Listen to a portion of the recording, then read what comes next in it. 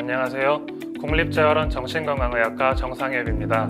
국립재활원에서 근무하며 많은 척수장애인 분들을 만나 뵙게 되는데요. 보통 우울하거나 불안하거나 등등 다양한 이유로 정신건강의학과를 찾아오십니다. 하지만 또 동시에 불면증, 즉 잠을 잘 못 주무시는 것으로도 많이 찾아오시곤 합니다. 실제로 연구 결과들을 보면 많은 척수장애인 분들이 불면증을 겪는다고 해요. 근데 사실 우리가 몸이 어디가 아프거나 고혈압이 있거나 그런 것들은 즉각 치료를 받잖아요. 반면에 막상 불면증은 그냥 어련히 있을 수 있는 거라고 생각하시고 그냥 가지고 사시는 분들이 많은 것 같아요. 그런데 이러한 불면증을 제대로 치료하지 않고 계속 가지고 지내다 보면 여러 가지 문제가 발생할 수 있습니다. 잠을 잘 못 자면 일단 낮에 피곤하고 졸리고 일을 하는데 집중도 잘 안 되고 하다 보니 이게 전반적으로 삶의 질을 떨어뜨리곤 합니다. 그뿐만 아니라 잠을 잘 못 자니까 더 기분도 처지고 우울해지는 것 같습니다. 그래서 오늘은 특별히 척수장애인 분들이 많이 겪는 불면증에 대해 알아보고자 하는데요. 먼저 영상 앞에서는 불면증에는 어떤 게 있는지 그리고 왜 이런 불면증이 생기는지 보려고 하고요. 영상 뒤에서는 그러면 어떤 방법으로 좀 더 잘 잘 수 있는지에 대해 이야기를 해보고자 합니다. 일단 불면증에는 어떤 것들이 있느냐에 대해 간단하게 알아보도록 하겠습니다. 일단 불면증에는 크게 두 가지 유형이 있는데요. 잠드는 것 자체가 어려운 수면 개시 불면증, 그리고 잠을 들기는 하는데 유지가 잘 안 되고 금방 다시 깨버리는 수면 유지 불면증, 이렇게 두 가지가 있습니다. 우리 누구나 한 번쯤은 뭔가 머릿속이 막 복잡하고 긴장되고 해서 쉽게 잠이 잘 안 오거나 또 자다가 수시로 깨고 다시 잠 못 드는 경험을 해보셨을 텐데요. 이런 것들이 장기간 지속될 때 우리는 불면증이라고 합니다. 또 이 불면증의 두 가지 유형 외에도 척수장애인 분들이 잠을 잘 못 자는 것과 관련해서 불면증의 여러 가지 유형이 있습니다. 대표적인 것이 호흡 문제로 잠을 설치는 수면 호흡 장애, 그리고 낮밤이 바뀌거나 일정하지 않은 일주기 리듬 수면 장애 같은 것들이 있습니다. 우리가 원래는 이것들을 다 합쳐서 흔히 수면 장애라는 말을 사용하는데 오늘 여기서는 이해하기 쉽게 그냥 불면증으로 말씀을 드릴게요. 그래서 아무튼 불면증은 이렇게 다양한 종류가 있구나 정도로만 아시면 될 것 같습니다. 그러면 왜 잠을 잘 못 자는 것일까요? 왜 많은 척수장애인 분들이 잠을 잘 못 잔다고 이야기하고 불면증으로 힘들어 하실까요? 우리가 그 이유들을 하나하나 차근차근 특히 척수장애인 분들에 더 맞춰서 살펴보도록 하겠습니다. 먼저 가장 흔한 이유는 마음, 그러니까 심리적인 부분에 있는 것 같습니다. 아마 스트레스나 걱정 때문에 잠을 설쳐 보신 적이 누구나 있으실 텐데요. 이러한 심리적인 요인은 불면증을 일으키는 가장 큰 적 중에 하나입니다. 뭔가 자꾸 긴장되고 생각도 많아지고 머릿속에서 계속 맴돌고 나쁜 기억이 자꾸 떠오르고 이렇게 우울하거나 불안한 것이 지속되면 잠을 잘 때 우리 몸의 신경이 각성을 하게 되고 이것이 불면증을 일으킬 수 있습니다. 두 번째, 잠을 잘 못 주무시는 분들 이야기를 듣다 보면 생각보다 수면 환경이 좋지 않은 분들이 꽤 많으시더라고요. 이 수면 환경이라는 게 뭐냐면 방 안의 온도나 소음, 조명과 같은 주변 여건들을 이야기하는 건데요. 주변이 지나치게 시끄럽거나 너무 덥거나 춥거나 바깥 조명 때문에 너무 밝거나 또는 눕는 자리가 불편할 때 등등 이런 다양한 안 좋은 수면 환경 때문에 우리는 잠을 설칠 수 있습니다. 세 번째로 신경인성 통증이나 경직으로 인해서도 불면증을 많이 호소하시는 것 같습니다. 이건 사실 불면증을 떠나서 척수장애인 분들이 많이 힘들어하시는 증상들이기도 한데요. 찌릿찌릿하거나 아니면 화끈거리거나 콕콕 쑤시고 짓누르는 듯한 그런 통증 아니면 이상한 감각 이런 것들 때문에 낮에도 많이 괴로운데 밤에도 이것 때문에 잠을 설친다는 이야기를 종종 하십니다. 또 근육 경직 때문에 뭔가 불편해서 잠을 잘 못 들거나 자다가 경직이 심해져서 깨시기도 하고 이런 이야기들을 많이 하시고 힘들어 하시는 것 같아요. 네 번째는 체위 변경의 어려움을 들 수 있는데요. 이게 잠을 자는 동안 움직이는 것이 불편해서 잠을 설치기도 하시고요. 또 주기적으로 욕창을 예방하기 위해 자세 변경을 해주는 것 때문에 사이사이 깨게 되고 이것 때문에 힘들어 하시기도 합니다. 또 팔이나 손을 쓰기 힘든 경우에는 얼굴이 가려운데 이게 해결이 안 돼서 쉽게 잠에서 깨고 나시는 경우도 있는 것 같아요. 특히 이건 경수를 다친 사지마비 환자분들 중에서 이런 문제를 더 힘들어 하시는 경우가 많은 것 같습니다. 다섯 번째는 약물의 영향인데요. 아무래도 척수장애인 분들은 경직약, 진통제 같은 여러 약을 드시는 경우가 많습니다. 이러한 약 중에서 어떤 약들은 졸음이 오기도 하거든요. 그래서 약을 먹고 낮에 너무 졸아서 밤에 못 자기도 하고 아니면 또 어떤 약은 저녁에 먹으면 오히려 밤잠을 깨우기도 합니다.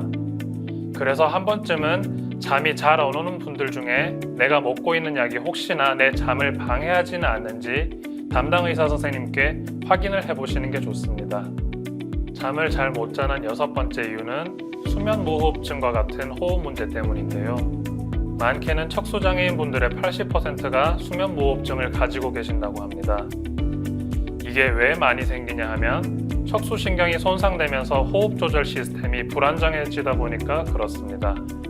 이게 사실 혼자 사시거나 또 같이 사셔도 잘 때 옆에서 유심히 관찰을 안 하면 본인이 수면무호흡증이 있는지 잘 모르거든요.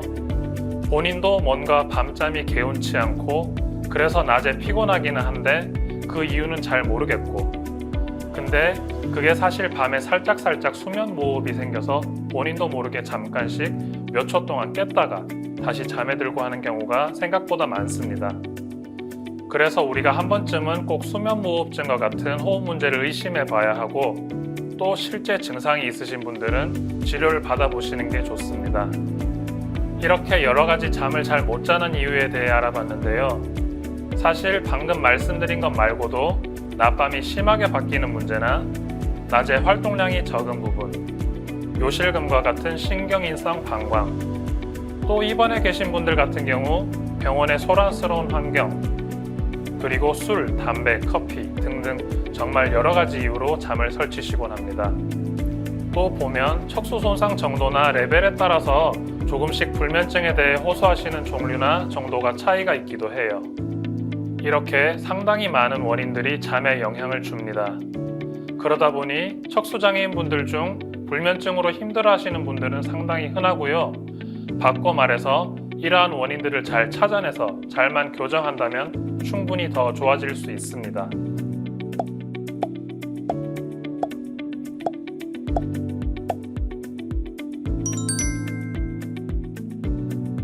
그러면 어떻게 하면 잠을 잘 잘 수 있을까요? 여기에 대해서 조금 이야기를 해보도록 하겠습니다. 일단 불면증 치료의 기본 원칙은 바로 불면증을 일으키는 뚜렷한 원인이 있다면 그것을 찾고 교정하는 데 초점을 맞추는 것입니다.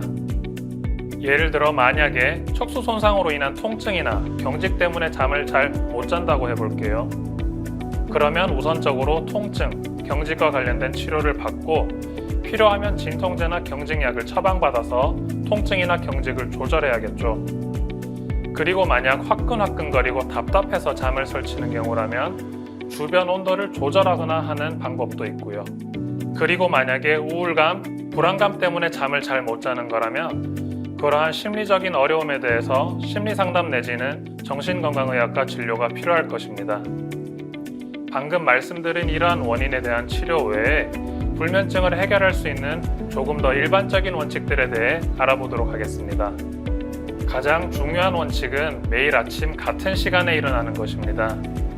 제가 환자분들께 여러 가지 불면증 예방 수칙 중에서 가장 중요한 원칙 하나만 꼽으라면 늘 이걸 말씀드립니다. 아침 7시면 7시, 8시면 8시, 일찍 자든 늦게 자든 아니면 밤을 꼬박 새든 간에 늘 아침에 같은 시간에 일어나는 것이죠. 이게 되게 단순한 것일 수도 있는데 생각만큼 쉽지는 않아요. 이게 불면증 때문에 새벽 늦게 자는 날에는 아침 정해진 시간에 일어나는 게 당연히 피곤할 수 있습니다. 하지만 내 몸속의 생체 시계를 항상 아침 일정한 시간에 고정을 해버리면 우리 몸의 수면은 또 그 시간에 서서히 적응을 해서 거기에 맞춰 밤에 잠에 들게 된다고 합니다.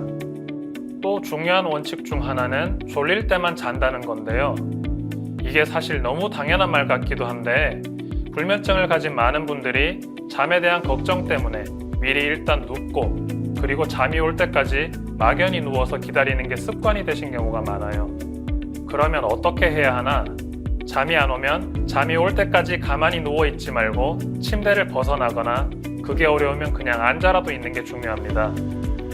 그냥 꼭 눈 감고 잠이 올 때까지 무작정 기다리지 말라는 거죠. 물론 이 부분은 척수 손상 정도나 레벨에 따라 차이는 있을 수 있기 때문에 경우에 따라 이 원칙을 지키는 게 조금 힘들 수도 있습니다. 하지만 가능하면 잠은 졸릴 때만 자리에 가서 눕는 것이 중요하다는 것을 꼭 말씀드리고 싶어요.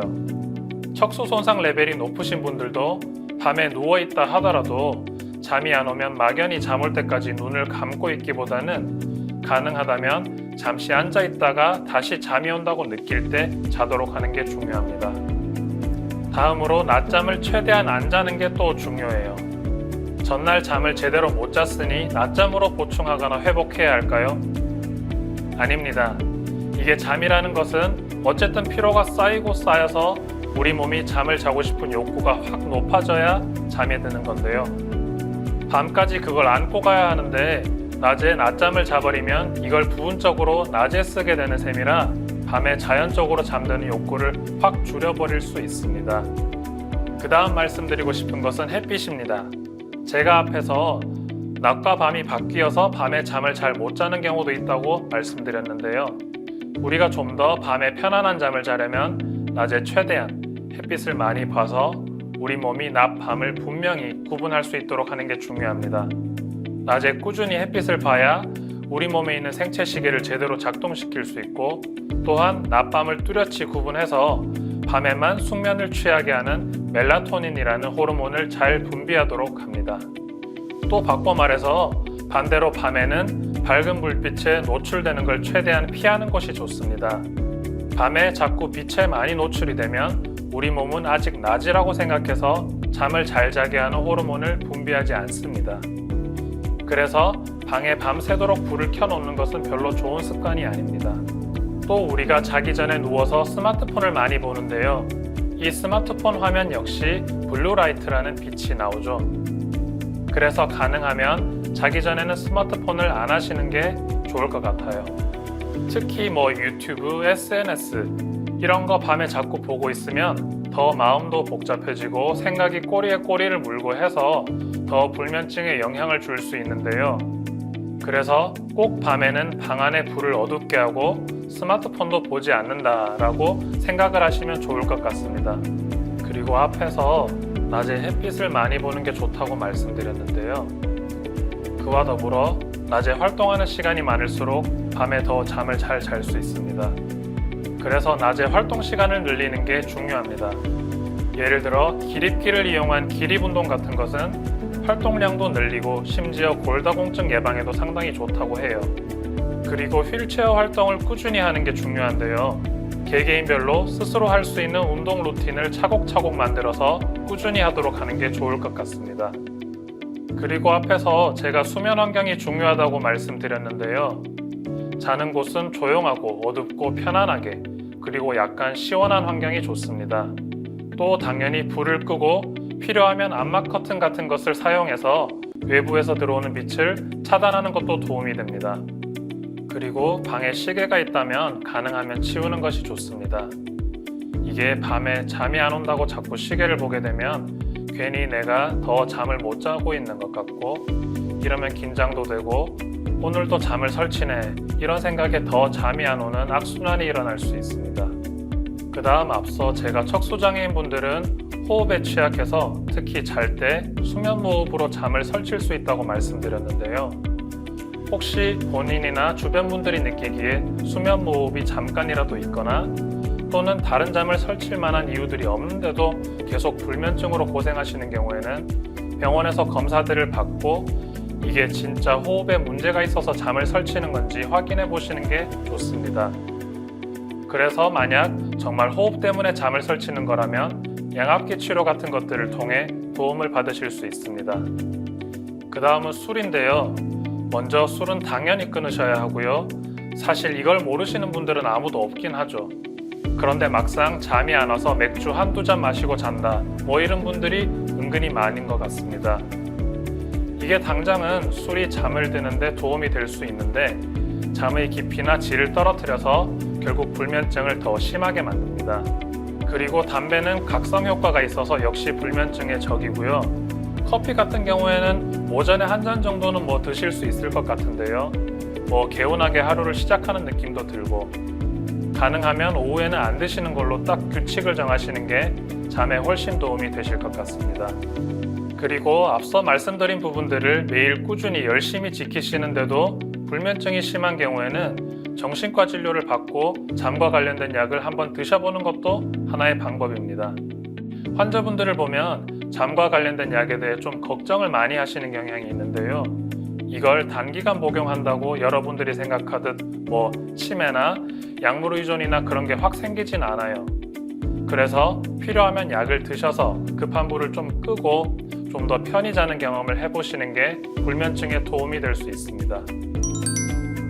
그리고 지금까지 말씀드린 것 외에 뭐 잠을 잘 때 너무 배고프거나 배부르거나 하는 것은 안 좋은 것 같아요. 그래서 자기 전에 과식은 당연히 피해야 돼. 너무 배가 고프면 바나나나 우유 같은 가벼운 간식 정도는 조금 드셔도 될 것 같습니다. 그리고 너무 걱정이나 불안해서 잠을 못 주무시는 분들은 몸과 마음을 이완할 수 있는 복식 호흡이나 명상 같은 것들을 배우시는 것도 추천드려요. 그리고 무엇보다 저녁에 루틴을 한번 만들어 보는 것도 좋을 것 같습니다. 늘 매일 밤에 같은 것들을 하는 것이 몸과 마음을 더 편하고 단순하게 만들거든요. 그거 자체가 신경을 이완시키는 효과가 있어서 잠에 도움이 될 것 같습니다.